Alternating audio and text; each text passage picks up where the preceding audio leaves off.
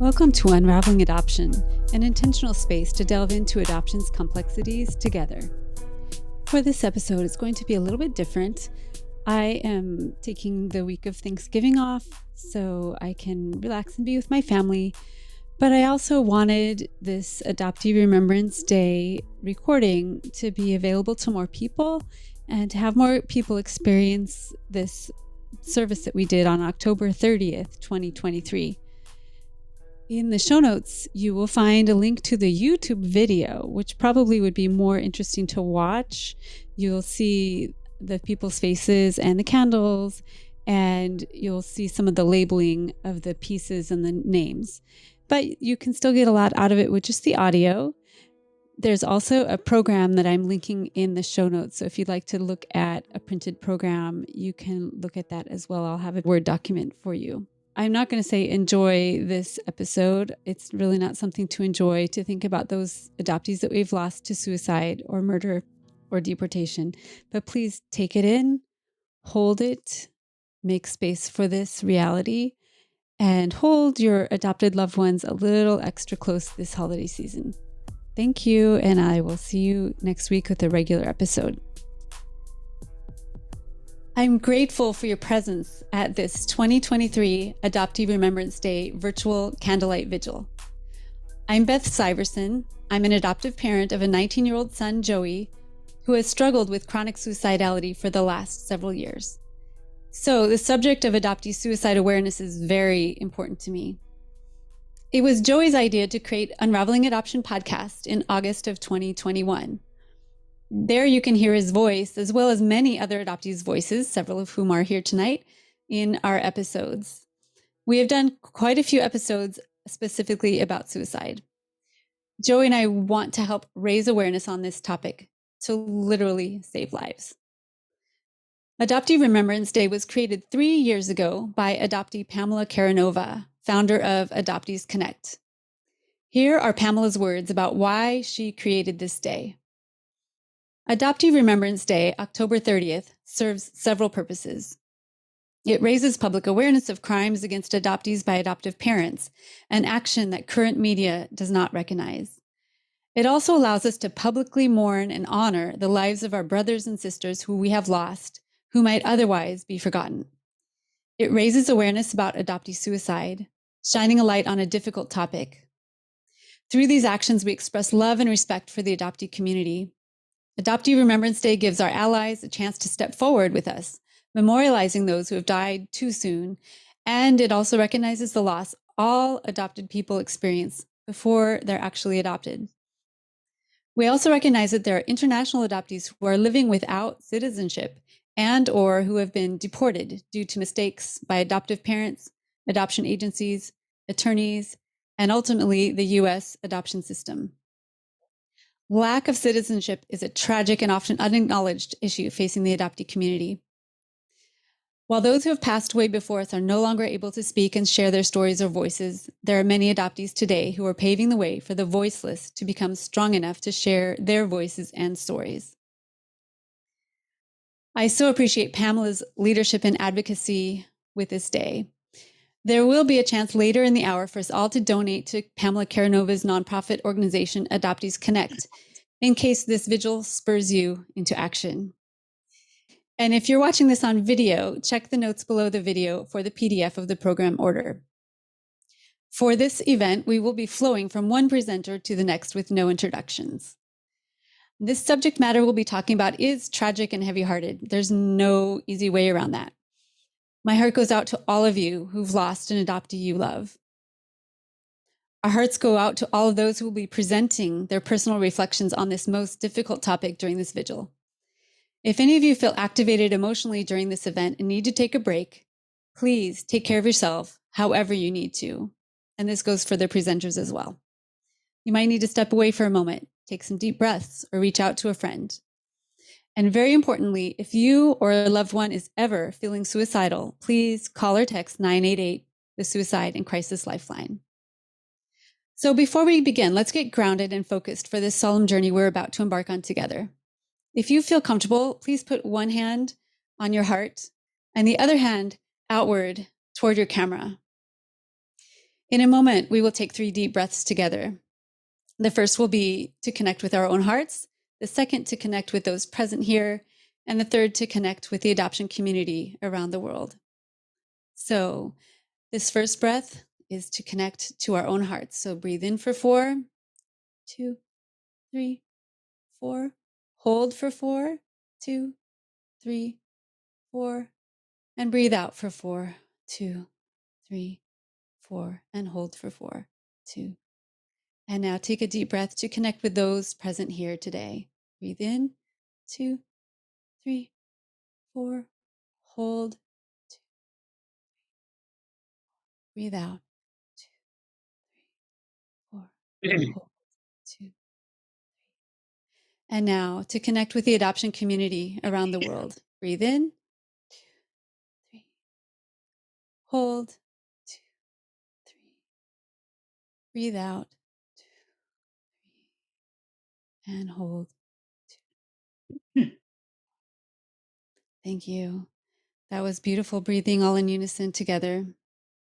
Thank you so much. And now it is time to light our candles. We light these candles to separate this time and space, a sacred space, if you will, to separate. This is not our mundane everyday life. This is a solemn moment together. And so if you have your candle, we'll light it now, and then we will begin our program.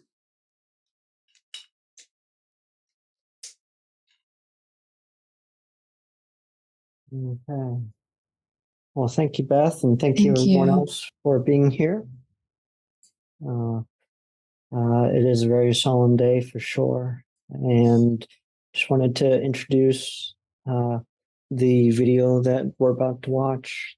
This was made back in 2020, the first Adoptee Remembrance Day, and I have not participated in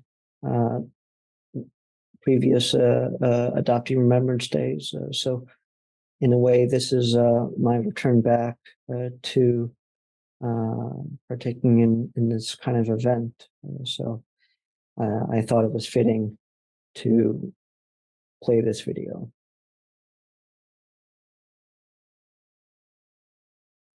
In 2018, I wrote a blog that brought attention to many details of my childhood, including the deaths of my 3 adopted siblings, Lark, Tom, and Thaddeus. On this day of remembrance, I don't wish to speak about what had transpired between my parents, but rather to the importance of remembering the lives of my siblings and all those who have died by suicide. For them, adoption is death, and for me, I'm filled with their memories. Here is an excerpt from my 2018 blog. Most media sources claim my sister Tam died of heart failure at the age of 21. In fact, Tam struggled with depression for much of her life, a situation exacerbated by my mother refusing to get her help, insisting that Tam was just moody. One afternoon in 2000, after one final fight with Mia, which ended with my mother leaving the house, Tam committed suicide by overdosing on pills. My mother would tell others that the drug overdose was accidental, saying that Tam, who was blind, didn't know which pills she was taking. But Tam had both an ironclad memory and sense of spatial recognition. And of course, blindness didn't impair her ability to count. The details of Tam's overdose and the fight with Mia that precipitated it were relayed directly to me by my brother Thaddeus, a first-hand witness. Tragically, he is no longer able to confirm this account. Just 2 years ago, Thaddeus also committed suicide by shooting himself in his car, less than 10 minutes from my mother's house. My sister Lark was another fatality. She wound up on a path of self-destruction, struggled with addiction, and eventually died in poverty from age-related causes in 2008 at age 35. Today, I would like to honor them by continuing my work as an adoption trauma therapist. and advocate for mental well-being and suicide prevention. They motivate and inspire me to raise their voices so their truths can be heard. I'm left with an unanswered question whether they would still be here if only we understood intergenerational patterns, especially when it comes to mental health and trauma. Something we all can do is shed light on generational trauma and the strong impact it has as it's passed from parent to child. Let's break the cycles of trauma and suicide. As we take this day to remember loved ones who are no longer with us, I choose to live, to carry on their memory from one adoptee to another.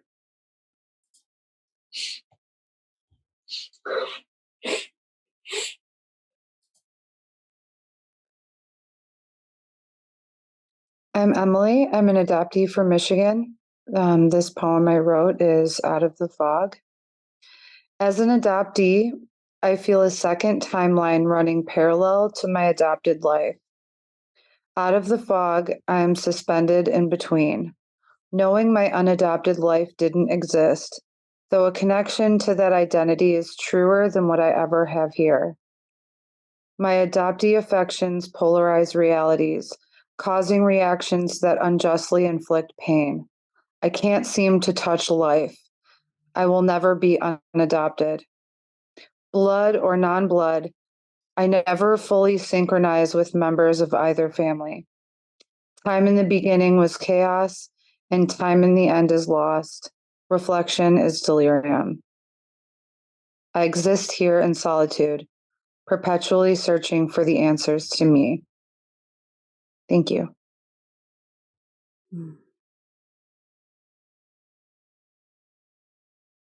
Hi, my name is Christine, and I wrote this poem nearly 14 years ago after my brother's death. He did have 2 suicide attempts in his life, but it was ultimately a heart attack from decades of addiction that took his life. A very important day. It was late at night when the awful call came, the death of my brother, so young, such a shame. As I sat in the room, my mind in a shock, I could only think of time, my eye drawn to a clock. I did not think of minutes, hours, or days. A mental calendar started flipping as I sat in a haze. I stopped on a date over 2 years away. January 7th, 2010 would certainly be a very important day. Danny died in September, 2 months shy of 41. It hardly seems long enough to say his life was done. The months have passed quickly, and the special date is now here, less than a week after celebrating the start of a new year.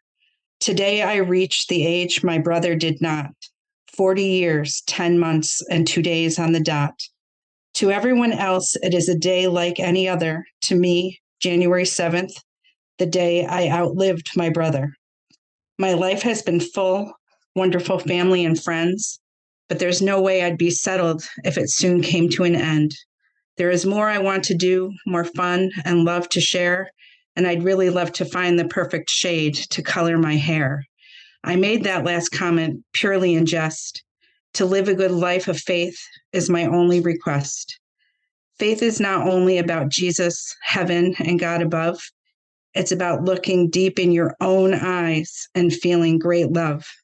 Sometimes I think of Danny and his problems with health, addiction, unhappiness, stress from an obsession with wealth. His dreams tied to grand goals, almost impossible to measure. Disappointment was frequent, leading to life with little pleasure. I can still learn from Danny, even though he's no longer here, to make the most of my time, to make the most of this year. Healthy mind, body, and spirit are all in my power, but I must put forth the effort, work hard, don't cower.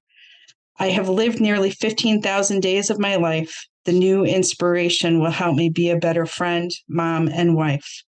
So the truth, January 7th is just one day of the year, but in 364 days, the anniversary will be here. The date of my return to the Lord's side is known only to him. When it's my time, may my heart, soul, and my mind be full, but my body be slim. Rest in peace, my dear brother, as you hang out with mom.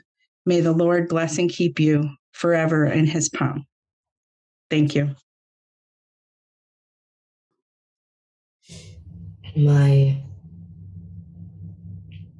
school teacher, 6th grade school teacher, I was running to the bus one day and I ran like smack into her shoulder. And she looked at me, she turned to me and she said, maybe if your eyes were a little wider, maybe you'd be able to see a little better and you wouldn't run into people. I literally felt like everything was kind of in slow motion at that point, and I just couldn't. I remember sitting on the bus on the way home and just thinking to myself, did she say what I think she said? Did she mean it like that? No, she could not have meant it like that. And then, yeah, it hit me like a ton of bricks. Yeah, she meant it like that. I couldn't trust anybody anymore. Nobody was on my side. Nobody understood. And nobody, excuse my language, nobody gave a fuck. I started getting bad. I started acting out a little bit. I had discovered boys and friends. So that was my focus. They made me feel important. I think I just wanted someone to love me. And unfortunately, I found the hard way that I've looked for that in a lot of the wrong places. Or maybe I just ran across a lot of crappy people. I don't know whose fault it is yet, if it's mine or theirs. So then came the therapist, and I think I started cutting on myself. And I wanted to run away. And I don't really know how, if I can't remember anymore, if that's how I ended up in the hospital the first time. But from then on, it was just, she's got attachment disorder. And then they swept that under the rug, and then they said I was bipolar. And then they put me on an antidepressant called Pamelar, and then Prozac. And as we all know of Prozac, from all the lawyers that you see on the commercial ads about suing Prozac, I tried to commit suicide shortly after I started taking the Prozac. I tried to commit suicide 3 times from the time I don't remember if it was 12 or 13 exactly, but up until, 12 to 14. The last time I attempted it, I almost did succeed. I was in intensive care for 2 weeks, and they were worried my kidneys or my heart was going to fail on me. Honestly, I don't know if I took 3 or 4 bottles. I know I took all my Prozac pills, but then my dad had some antidepressants as well. He has post-traumatic stress disorder from the Vietnam War. So I remember taking a lot of his pills too. I don't know what they were called.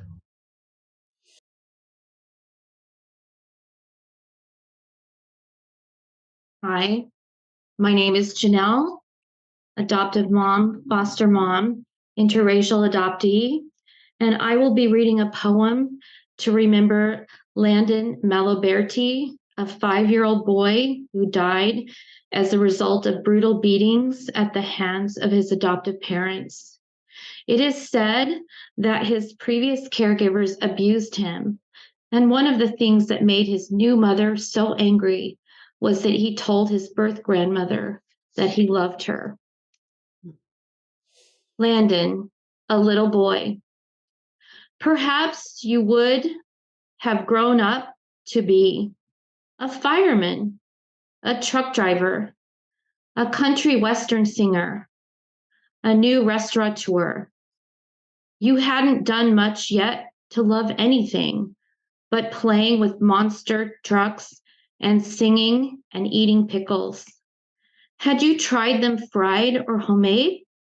Did you know a gherkin from a dill? I wonder. Did you ever know the touch of a loving mother's hand?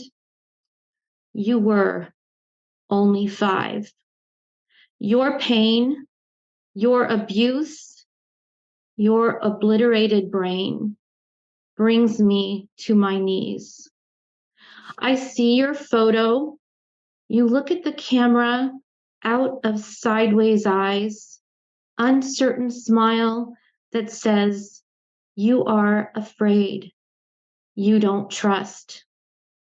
And I cannot breathe knowing you are not. Precious Landon, seedling of the future, cut down by hands that should have nurtured you. You will live forever, sheltered in our loving hearts.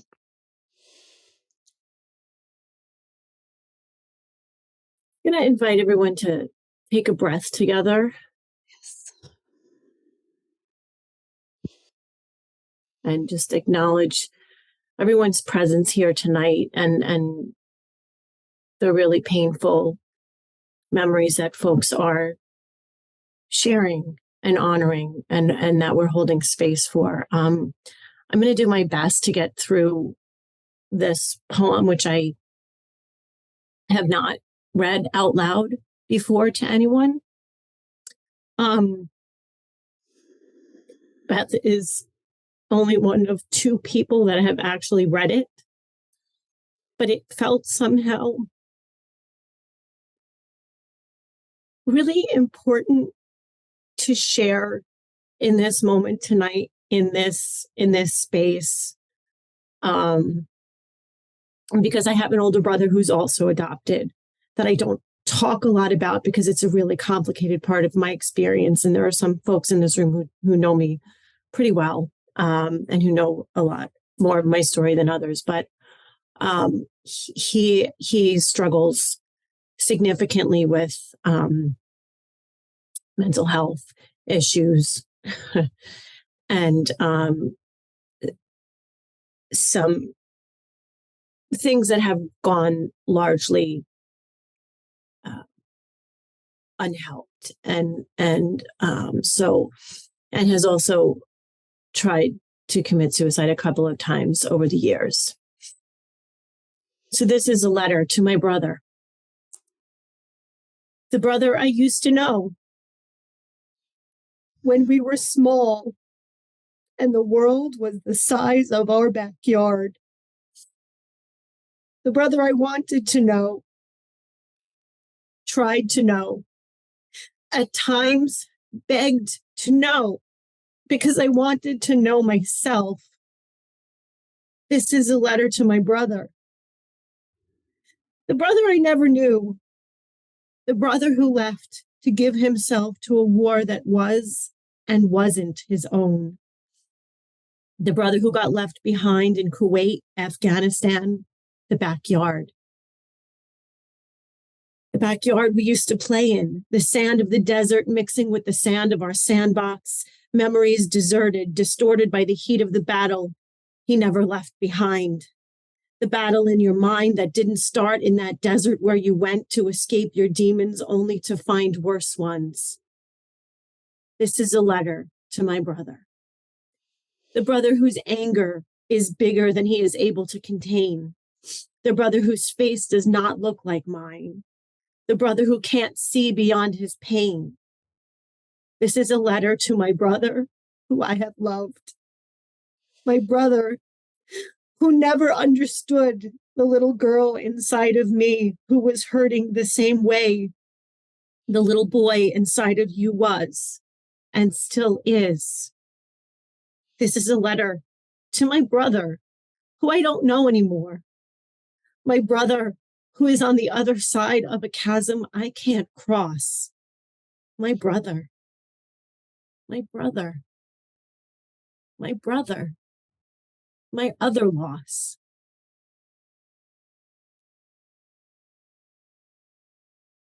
Lorraine Dusky, now unmuted.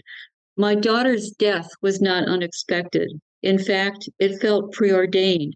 She had tried to kill herself so many times before. She had her stomach pumped more times than I know. She had been in and out of hospitals and halfway houses. She had always made the sly comment, live fast, die young, be a good-looking corpse, a kind of jokey mantra. I knew she was only half joking. So when the call came around midnight in mid-December, my first thought was, She finally did it. She is at peace now. She was 41 years old. Those words to me are not cold and heartless, for my daughter's life was one of constant struggle to stay above the demons that haunted her. Abandonment/adoption issues, epilepsy, sexual abuse by a grandmother's partner, and lastly, severe PMS as I had myself. Medically, it's called PMDD. You can look up the medical terms. And she killed herself during one of those bouts. I know how crazy that can make you, as I myself had thought about suicide periodically for years. I'm telling you all this today because we who knew her understood how difficult her emotional life was, and at 41, it felt as if it was never going to get better. Jane, that's her name, was happily married to a good man. She had a bright, healthy teenager in high school. She herself had graduated with honors from a 2-year college and had been encouraged to get her 4-year degree. Yet the drugs she took for epilepsy fogged her brain when it came to detail. She was never able to keep a job equal to her intelligence, and she knew it. Epilepsy began constricting her life from the time she was 5. Her adoptive mother was in the hospital at the time giving birth to her firstborn when Jane had her first seizure. I make no claim that this was the cause, but stress can trigger seizures. At 5, did she fully begin to realize that she came into the family not through birth but adoption, that there was another family somewhere out there?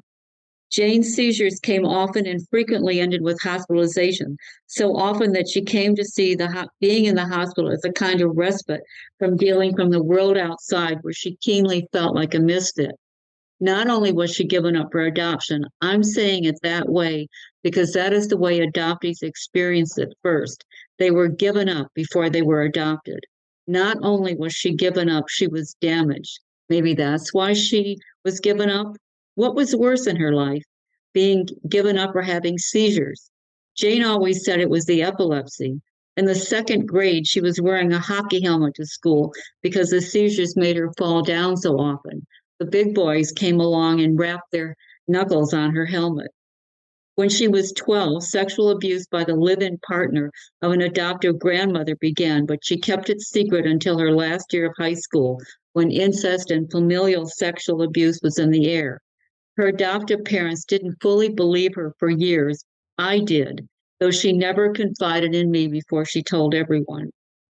As the years went by, her moods during her premenstrual period were more than she could bear. Several suicide attempts followed, and eventually she found a foolproof way to end it all. She grew up in Wisconsin. Her husband is a hunter, and one day when he was at work, she broke the lock to his gun cabinet and took a pistol. At her wake, her adoptive mother and I stood together in front of her casket. She said, "I know you loved her." And then she added, speaking of our daughter, "She is at peace at last." They were my thoughts exactly. My daughter, strong and weak, smart and bewildered, funny, ironic, tough on the outside, was at peace at last. May she rest that way, and in the next lifetime, if there be such a life, may hers be all of lightness and joy. She carried enough pain in this lifetime for several. Be at peace, my baby, be at peace. I carry you in my heart.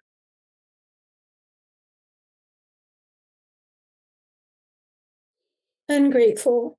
Who taught you how to hate this way? You taught me how to walk, I guess, since I no longer crawl. You taught me what not to touch. I've seen the reels where you laugh and slap my hands away. You taught me what to say and shamed me when I didn't believe the same. You taught me the importance of honesty, enforced isolation as a consequence of my imagination, sat me in a box with a pedophile in a frock so I could recite so many Hail Marys. You taught me how to deny, to smile while crying inside, to apologize when the offenses weren't mine. You taught me how to hate this way. You taught me how to drink, how to mime sobriety, to give myself away. You taught me how to hate this way. You taught me not to trust my feelings. You taught me to be small. You weren't thinking of my best interests at all. I was a sop for your sadness, a prop in your infertile madness, a way to paint yourself in sunshine. The hospital called you, but my suicide attempt did not align with your fantasy of who you needed me to be. You taught me how to hate this way. You taught me how to hate this way, to revile you for the manner in which you made me hate my voice, my body, my face, my flawed reflection.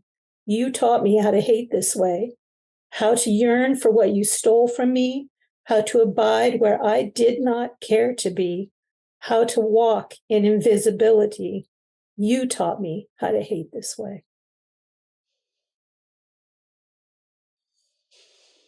Listening to all these beautiful words, I am struck by our collective desire to prevent pain and suffering for not only our family members who are adopted, but also ourselves. I'm sure we all know what it feels like to feel alone in this. This is why I made a film. It was for my family members who are adopted and dealing with addiction. And what really started it in motion was hearing my mom say she was planning my brother's funeral. So luckily that didn't happen. And but the film did. So this is the trailer.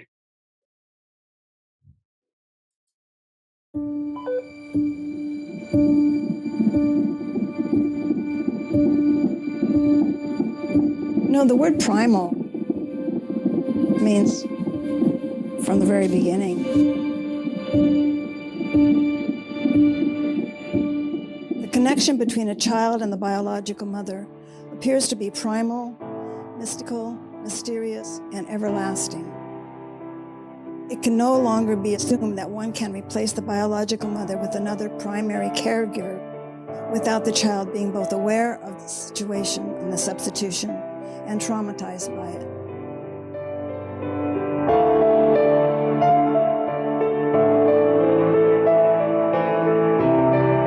And you know, our society has not been very good about allowing anybody to think about it.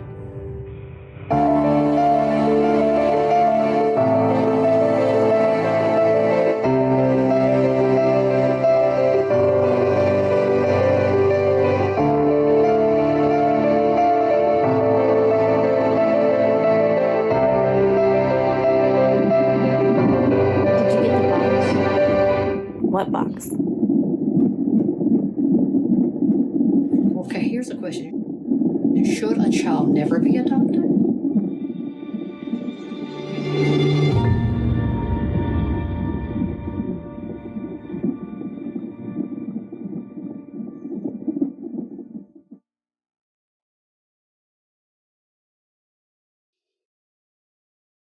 This is called Why I Write Poetry. A couple of references, one to the Bass Strait, that's the water distance between the mainland of Australia and Tasmania.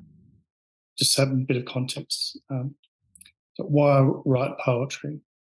Because of 3 a.m. questions that storm through my mind, attempting to find the truth or a picture of it. Because of the Bass Strait and its crooked distance. Because of dropped phone calls and returned letters.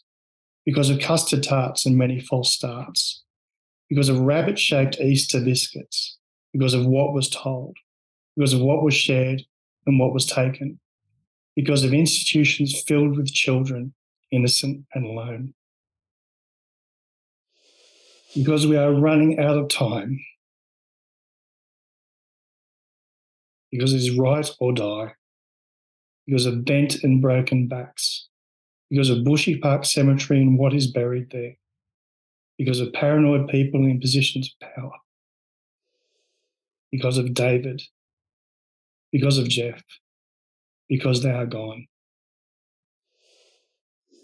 I found that poetry can bypass a lot of the intellectual barriers that we have, and it can do something that nothing else can. And that's why I write poetry.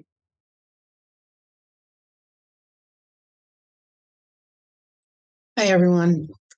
My name is Mimi James. I am a first birth mother, although I only think of myself as a mother. I lost my daughter, Soraya Barnes, to adoption in 1971, and I lost her a second time on May 1st, 2017. My daughter died by suicide. I'm going to try really hard to get through this.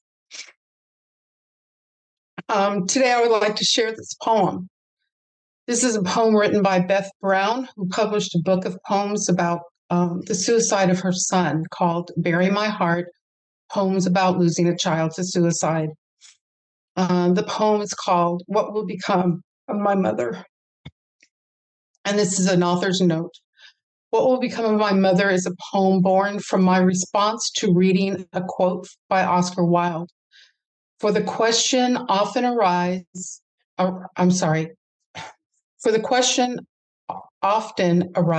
a terribly long time after the answer. The poem is my reflection of what might have been my son's suicidal mindset. I'm sorry, I'm like freaking out here. Dylan didn't stay long enough to ask the questions. This poem is to be read as a call and response to where the answer appears before the question. What will become of my mother?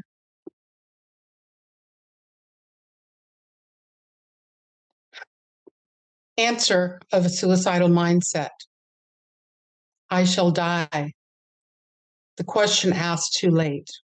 What will become of my mother? Answer of a suicidal mindset. I shan't be missed. The question asked too late. What will my death do to those who love and know me? Answer of a suicidal mindset. I can't go on and therefore must die. The question asked too late. Can someone help me sort things out? Is there someone I talk to? Answer of a suicidal mindset.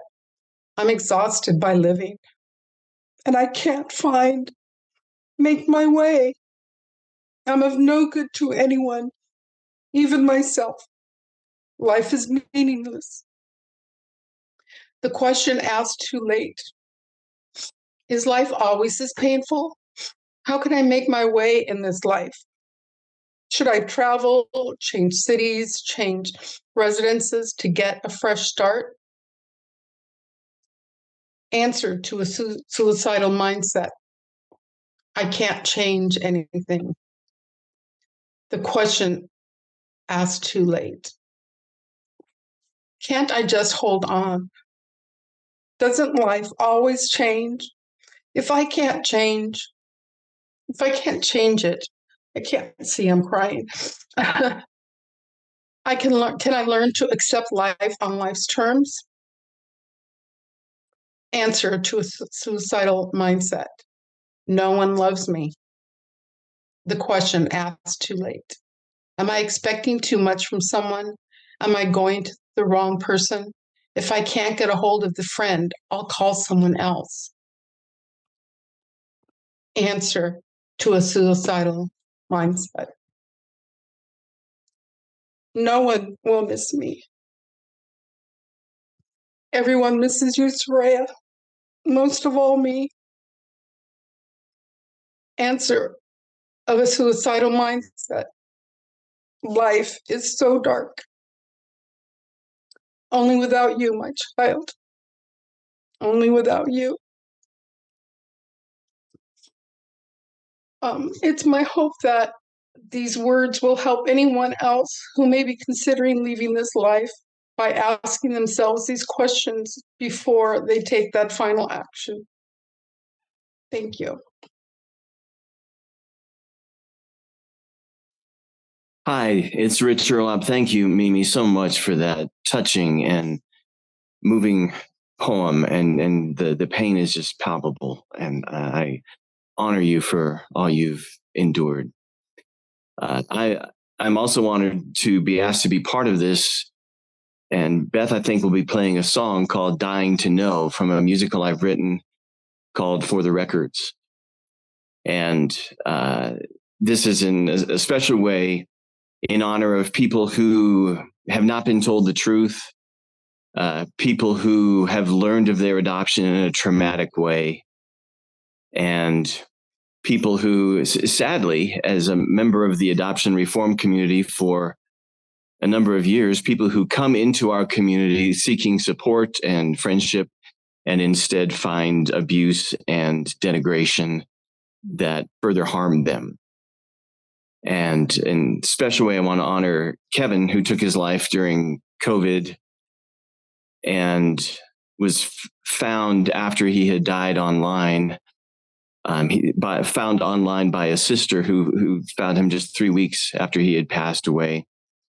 And they learned that he had lived blocks from his mother for years. Go ahead, Beth, whenever you're ready. This song is called Dying to Know.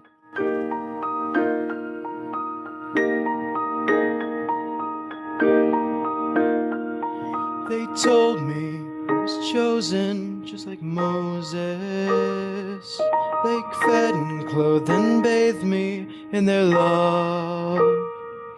And though this family has different noses, they tell me this was planned by God above. But now I hear there is another mother who loved so much she gave her son away. Could I have a sister? Or a brother? Who can I trust? My world has changed today. What does she look like? Is she okay? Would she remember me if we met today?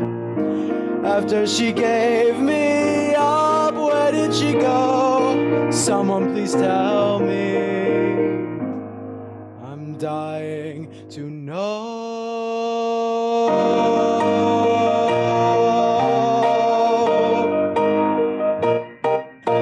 My teacher wonders why I can't stop crying. My dad says mow the lawn, go shovel snow. My friends all think calling mom is lying. My mother says that I will never know. I cannot find good words though I am trying to find out why my first mom had to go. If this is mother's love, I feel like dying. Don't ask me to explain, I just need to know. What does she look like? Is she okay? Each year on my birthday, what does she say? If she came to take me home, would I want to go? These are the questions I'm dying to know.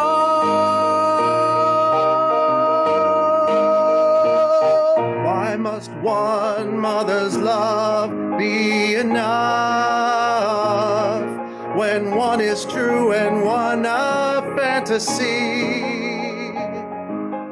Lies and silence make not knowing tough. And if somewhere out there someone looks like me, someday I'll find her. I don't know how. I don't know how. I'll search every face I meet. Silent for now. Silent for now. What will it cost me? What will it cost? So far to go. So far to go. While inside I'm dying. I'm dying to know. I'm dying to know. You're dying to know. I'm dying to know. You're dying to. You're dying to. You're dying to know.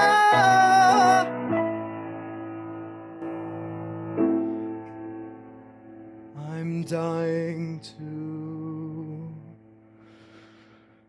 know.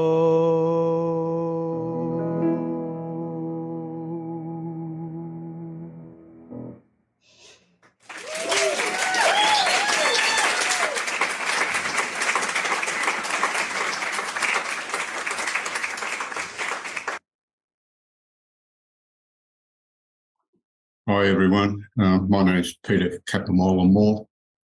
I'm a late discovery adoptee. I'm a Kamilaroi Aboriginal man, proud Kamilaroi Aboriginal man. Also of Italian heritage. I'm honoured to be here. It's my first time in this forum on the 30th of October. Brings up a lot of memories of my own survival. I was a late discovery adoptee. I didn't find out of my adoption until age of 59. But there was many times in my life when I didn't think I was going to survive, and suicide was a plan B. And it was the plan I went to when things triggered me, and I didn't understand why I was lonely and why I didn't feel I could be loved or deserved to be loved. And I realised in reflection that my survival enabled me to experience so many things that I would not have experienced. You know, the birth of my children, my grandchildren. Coming up this weekend is my youngest son, or my only son's wedding. There's so much in life to look forward to. And that's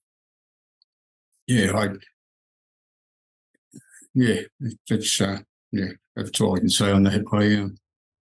I want to read you a poem, and I gave Beth a number of my poems, and I hesitated to give her this one.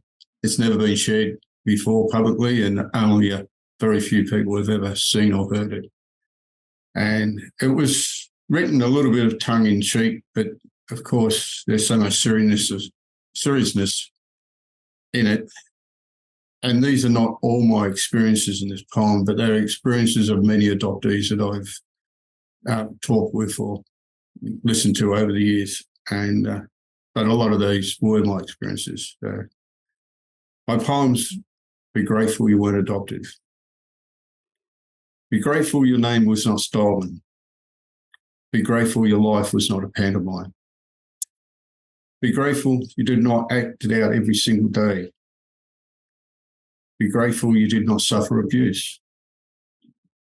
Be grateful you know who you really are. Be grateful you were not told you were special. Be grateful you truly belonged. Be grateful that you were not lonely. Be grateful that rejection did not permeate your life. Be grateful you had loving parents who did not lie. Be grateful that suicide was not your shadow. Be grateful that you had a wonderful life. Be grateful you weren't adopted. Be grateful that this poem has come to an end.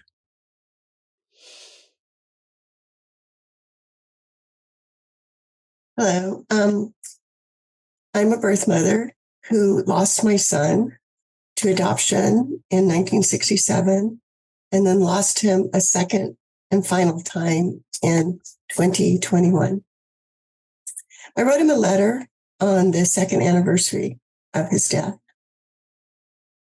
Dear Ray, I'm sitting here looking at the beautiful cast of our hands intertwined, and immediately I am back in time sitting there holding your hand in mine. And I recall thinking, this is so special. Finally, I'm holding my son's hand. And when you surprised me with this beautiful gift, it meant the world to me, but never did I dream how important this would become. Leaving you 56 years ago was one of the most difficult times in my life. I thought I would never get over a nurse forcing you from my arms. I was not allowed to mourn you. No one would talk to me. No one would let me cry or say your name. You were a secret. When you contacted me 49 years later, our worlds collided and exploded in brilliant technicolor. Remember? I simultaneously cried, yet would not get the smile off my face for months. A miracle had taken place and made me the happiest of mothers. I wanted to shout to the world, my son has found me. And I did. When I first heard your voice, I knew it. The hug with you felt so right, so natural. We were never strangers to each other because you were part of me and always had been. That first conversation, I tearfully told you to please forgive me and not hate me for leaving you. You told me you had never hated me, and there was no reason to ask for forgiveness. Your words were balm for my scars that I carried. I wanted our conversation to last for hours, and it did. You told me you were proud of all you had achieved in your life. Your love for your 3 remarkable children was intense and a beautiful thing to behold. Remember how surprised we were that we shared so many similarities? How we talked for hours and how you made me laugh out loud? When you first came here to visit, the joy I felt at having all my children together was mind-blowing. For once, I knew where all of you were when I fell asleep at night. Watching you laugh and connect with your new brothers warmed my heart. Your friendship and respect for my husband was icing on the cake. 2,000 miles could not break the bond we quickly forged. During our frequent visits, our hearts seemed to expand and resulted in some of the most beautiful memories of my life. I will forever be grateful for the short 4.5 years we had together, Ray. They were complete magic. Those years were the gift I had longed for, and I pinched myself, hoping our time together would last forever. It was so good. It was so real. And you felt the same. Now, Ray, I'm facing a time even more unbearable because I have lost you a second and final time. When you were wrenched from my arms, leaving my heart shredded that first time, felt alone, betrayed, and I thought I would never survive. But Ray, the second tragic story of your death has crippled me. I will never be the same. Day before you died, during our last phone call, you said I was the very best thing that ever happened to you. And that has replayed in my thoughts each day for 2 years. And so has the phone call from your 23-year-old son, my beloved grandson, telling me you were gone. We sobbed together, bonding us in the worst possible way. Both memories still bring me to my knees. Why? Why? I howled. I didn't know a human being could cry that many tears, and my eyes have never been the same. But do you want to know what is the worst part of this? It is the abject sorrow I feel that you were terribly depressed and felt so alone without me knowing it. That's the worst. That you felt like life wasn't worth living. Did you not know how much I loved you? I would have been there for you no matter what. And oh, my son, I will always regret that I wasn't there that day. I knew how deeply I was wounded over losing you, and leaving you 54 years before you took your life. But I had no idea how traumatized you were. Your hurt was overwhelming, and how could I have not known?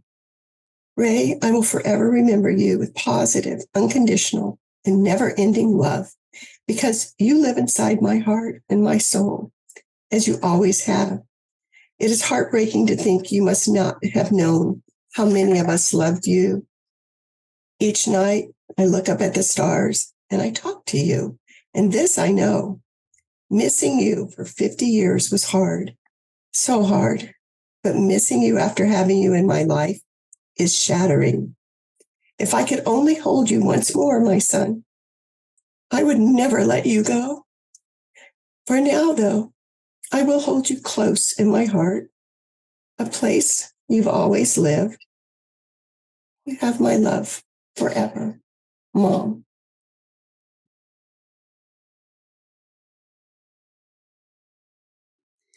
Thank you to all who shared. We have just a few more pieces left, but at this time, I wanted to pause and offer us all an opportunity to do something tangible to help adoptees.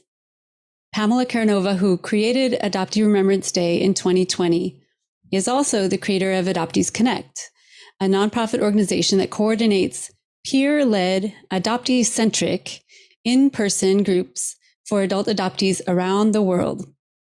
If what you've heard tonight makes you want to make a difference for adoptees, I invite you to donate to Adoptees Connect. We will pause a moment here so any of you who are financially able can go to adopteesconnect.com right now, scroll down to the bottom of the page and click the donate button. While you're doing that, I will play a recording of my son Joey's song called Worth It. He wrote and produced this song in 2020 after one of the lowest points in his journey. So please be as generous as you can in your support for Adoptees Connect.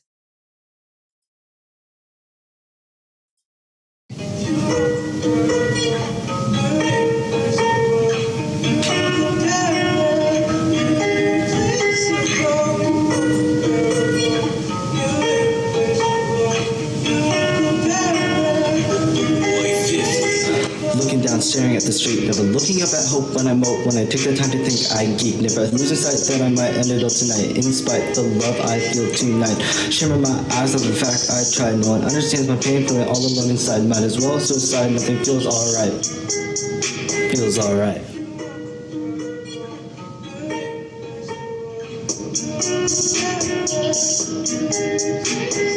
Doing all the drugs to numb out, speaking in tongues to nod out. Is it worth it? Is it worth it? Can I come out of this pain manifesting inside me? Someone come find me.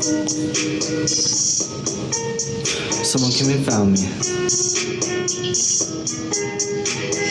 Out of this ditch I found me. Family and friends stood by me. Now I see the light inside me. Thank God for the light, now I never feel the fright.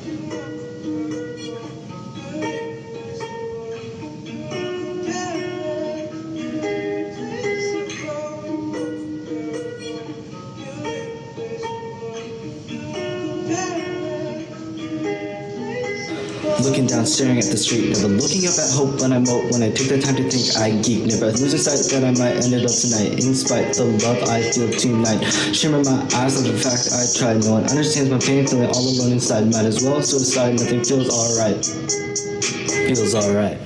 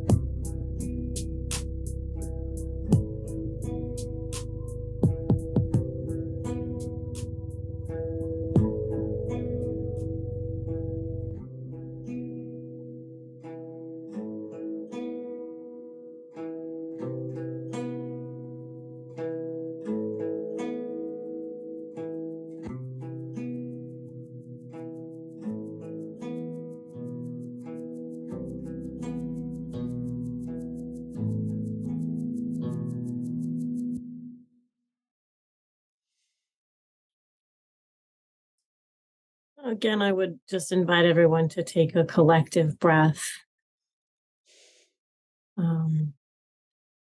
This next little poem, and it's a little poem, is much more hopeful. And as I watched the last slide, and all of those words were sort of really starkly presented in that specific rhetorical choice of the index cards and the Sharpie, and there were names of people that I recognize, people that I actually know quite well, people that have been a big part of my journey. It makes me think about this journey, and so this poem that I'm going to share is something I wrote actually in 2020, and then it's published in my book that was just published a couple of months ago in June. And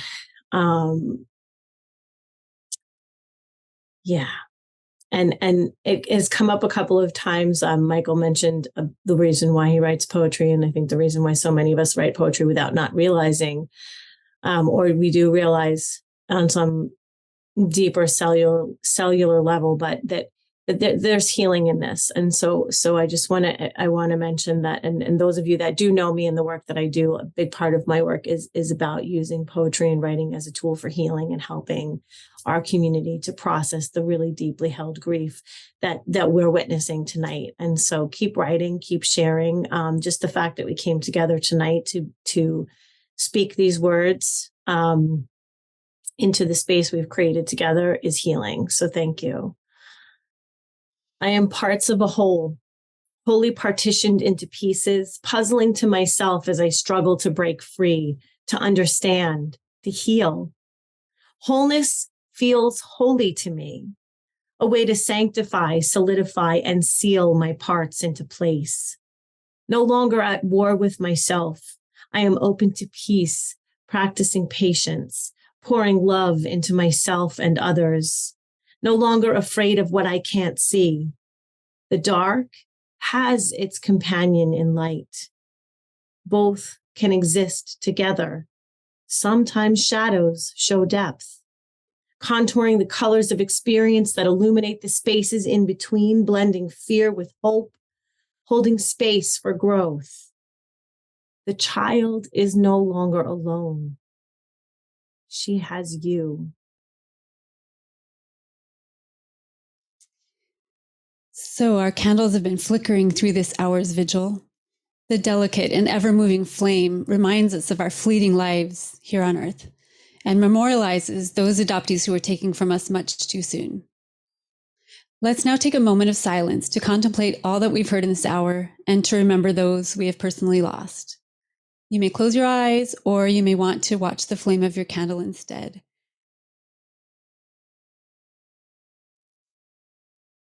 So in addition to representing the souls we've lost, the candle's flame also lights our path forward, because we must move forward.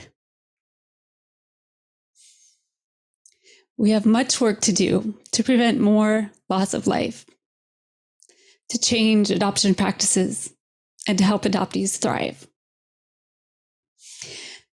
Here's your reminder to be extra gentle with yourselves and to nurture the adoptees in your lives. And please remember, if anyone is ever struggling with suicidal thoughts, don't hesitate to call 988, the Suicide and Crisis Lifeline. And reach out to those of us in the adoption community if you're hurting. Every single one of you matters. We need you here. You are not a burden, and we love you. And now to end our vigil, in a moment, we're all going to silently raise our lit candles to the camera for about 30 seconds. So if you're here live with me on Zoom, if you're willing, you can switch on your camera, and you would want to switch your view to gallery view so you can see all the beautiful flames coming together. Because together we shine brighter. Let's mingle our lights together in solidarity, in remembrance, and in hope.